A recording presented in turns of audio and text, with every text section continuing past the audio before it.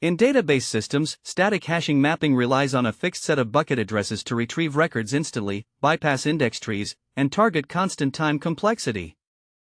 To find a record, a hash function transforms search key values into bucket addresses. Uniform and random distributions ensure keys map evenly across our available bucket slots. Here, our hash table contains 4 bucket directories. Key 42 hashes to bucket 0, while keys 81 and 25 map to buckets 1 and 3. When a target bucket becomes full, we hit bucket overflow.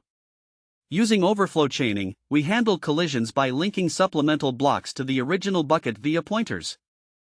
As these overflow chains grow, lookup times degrade from constant time complexity toward linear search, as we must scan through the entire linked list of blocks. Static hashing struggles with growing databases.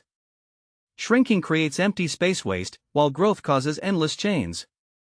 Resolving this requires dynamic hashing frameworks.